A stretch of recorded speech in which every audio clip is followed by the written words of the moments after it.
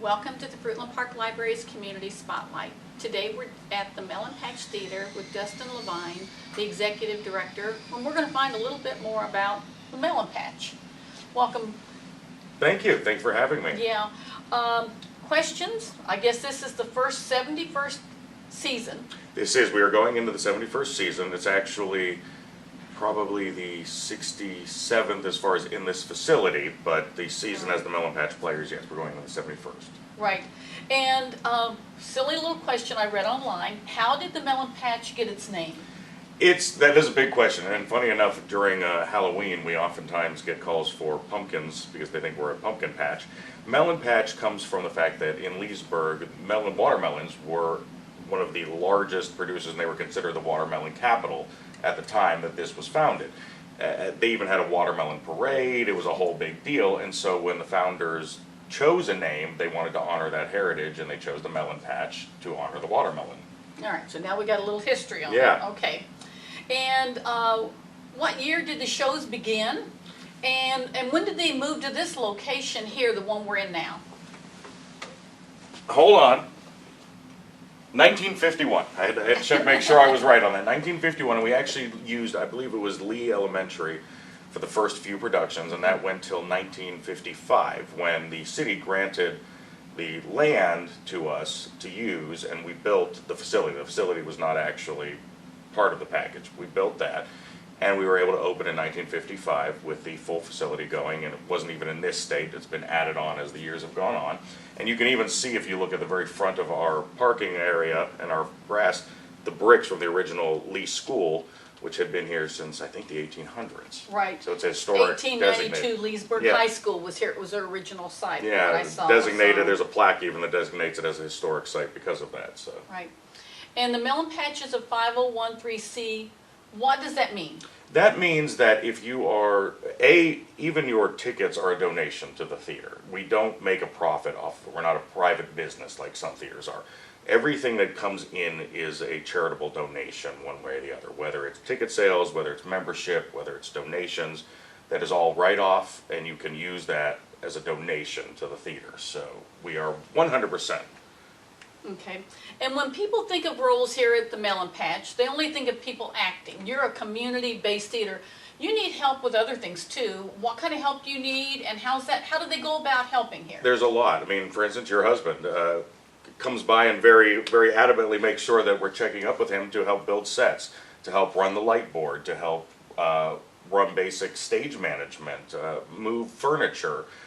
All of those are parts of it. Our ushers, our people that work the concession stand. It's all volunteer based. Mm-hmm. So though the stars of the shows oftentimes get the accolades, it's really the quiet people behind the scene that do the most and help us the most, because those are the thankless jobs. And everybody gets the accolades when they're on stage and they get the standing ovation or whatnot, but the ones who really make a show work are those that are behind the scenes. Okay.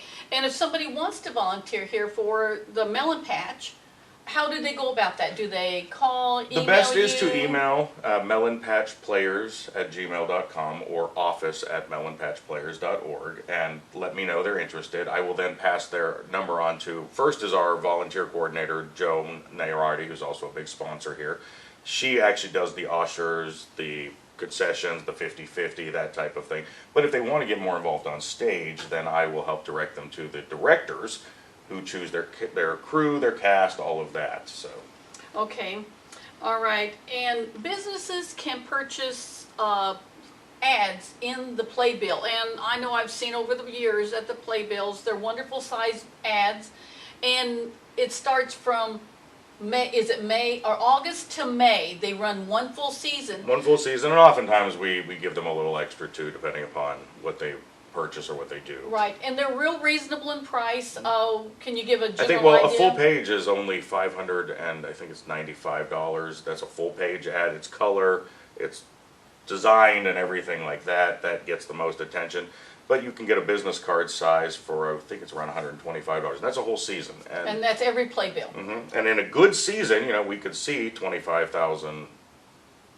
That's probably a little too high.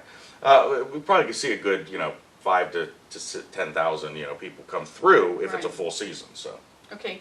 And you do have a donor site, so people can, there's a donor circle, and people can see all that on your website, which is the melonpatchplayers.org, right? They can see how to join melonpatchplayers.org, that. yes, and we've actually recently redesigned it to make it more user-friendly. You can click on all of the shows, you can purchase your tickets there, you can purchase season tickets, flex passes, you can also make a general donation all through that website. We can handle it in-house, but obviously being short-handed on staff, it works best if people go online and do all of that, and it's a wonderful gift every morning when I come in and see somebody has done something for us. So. Okay.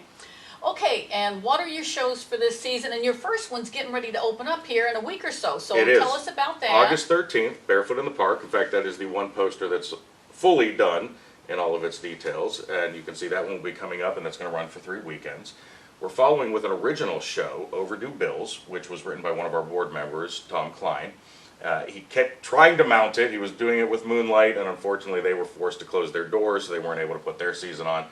So when he came on board, we got that show up, which I'm really excited about, because it's a kind of a funny, heartwarming, and really a story that is pertinent to what's happening with the pandemic. It's a family that's in financial crisis. They're dealing with typical family issues, but also dealing with the loss of a job for one parent, the other one trying to start their own business, things that a lot of people are going through. So I think it's going to be something they can attach to and feel, and it just has some really good moments to it. Right.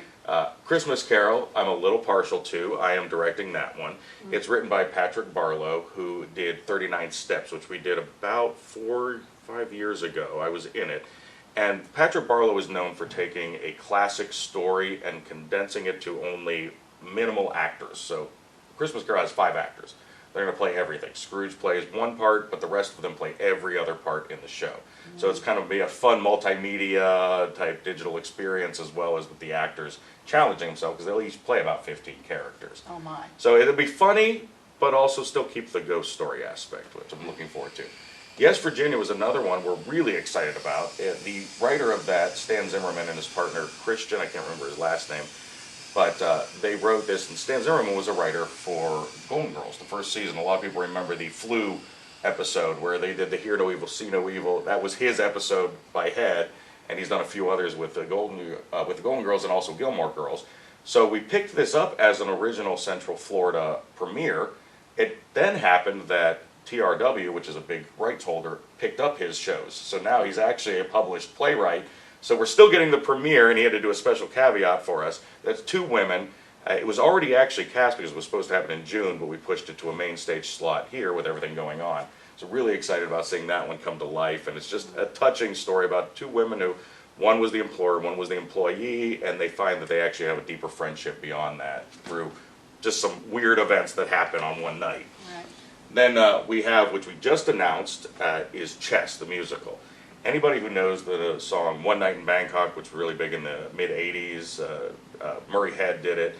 That's the main song from that, but it's also ABBA written. So all of the songs are in that ABBA style. It's a rock opera. It's got excitement. It's got passion. It's a little heavier than some of these others. It's not what I would call a comedy, but we're really excited about producing it because it's a hard show to do. So we're hoping that we'll get some attendance and some great talent for that one. And then we are closing with the Savannah Sipping Society, which is about 4 women who come together. They kind of meet through different circumstances. They end up having kind of a weekly group that sips on their little alcoholic beverages. And they find that even though they're very different in their pasts, they have a lot in common as women. And it's a strong show of how women can find a friendship and lasting partnership, even if it's not in a marriage or something like that, just finding that friendship. So it's warming, heartwarming, it's touching, it's comedy, it's that, and it's actually done well. The Dixie Swim Club is another one, written by the same authors for that. So they've done pretty well for smaller productions. And then there's a couple other different things going on at the Melon Patch here at the building that you guys are having here in the building. Yeah, we're trying to expand, because the reality is theater alone can't always support itself. Sometimes people choose to come to one show or another. You can't always guarantee a sellout. So we're trying to find other avenues of revenue and support and to bring new people in. We are doing a comedy series, which we're doing about every 2 months right now. Our last one was sold out. It was a great success. A little bit more on the mature side, so it's not something we promote to the kids, but they really did a great job with it. The audience was laughing, and it was amazing just to hear a packed house full of laughter that we haven't seen in quite a while. Right, And right, it was right. very nice on that. And we're actually also working with Rotary, Leesburg Rotary Clubs, to do a Leesburg Youth's Got Talent, which will come in March. We're going to do kind of like same thing, America's Got Talent, same type of idea, and we want to encourage that. And there's going to be scholarships for the kids to try to help them and encourage the arts, because they oftentimes get left behind. So Right. any of those are open. We try to do second stage type things, which are spotlight series, which are smaller scale production, something we can do in between the main shows, but still brings people in, brings revenue in. Right, right. And the cost of a ticket, what does a ticket cost? And you said that you can get them online. I've looked the website over, it's real easy. You're going through a ticket agency type, but you're absorbing all the costs for that. We There's are. We the are not extra adding charge. on the surcharges that a lot of people do. We do it, we have to do it for in-person calls, but on the website, there's no additional cost. They can click the ticket. It's $20 for adults, $10 for students, and we also are generally offering that for first responders, teachers, anybody who's been really affected by the pandemic as well. Unfortunately, there's not a senior discount because our main base is seniors, so Right. it's $20 on that, but it does go to a good cause in my opinion. So Right, right. All right, and so, again, when are the auditions for Overdue Bills? Now, we've got one coming up, but how do people find out if they're gonna come to the next, you're gonna next play, the Overdue Bills? How would they find out if they want to audition to be part of we the post play? all audition notices on our website. Okay. We also post it on our Facebook page, and so they can find out what's coming up. In fact, these are coming up on August 8th and 9th, I believe, Sunday and Monday. Now we have the Center for the Arts, which we have a partnership with them. Because we do have a show that's in production right now, we couldn't take up the stage for auditions, so we had to find a location elsewhere. But everything we do is posted on the website and on the Facebook page, so people can keep up with that and find out what's going on. If they become members, we do a semi-annual newsletter, which does try to announce most things, but auditions are so fluid that we can't always announce those in one publication. So. Right. Okay, so Dustin, give us the website again, Facebook, telephone numbers. melonpatchplayers.org. melonpatchplayers.org is where you will find most of your information. As the sole employee here, I'm in and out of the office, sometimes building sets, sometimes off working on other things off of location. So you can call, but I can't guarantee there's going to be a call back right away. Sherry has noticed this. We've had where I get delayed, but it is 352-787-3013 if you wanted to call the box office. Okay, and when you come to the play, dress code is just remember there's kids in the audience. Yeah, there's no code per se. I mean, I'm in a dress shirt and jeans. That's acceptable. You know, you kind of want to, for the arts factor, you don't want to come in shorts and sandals, and you want to look somewhat, dignified, if you will, but we don't have a specific dress code. We won't kick anybody out for what they're wearing. Right, right. Unless, right. well, obviously it's totally uncouth, and then we might have to talk to them. Well, we appreciate your time, and everybody come out and support our local arts and stuff.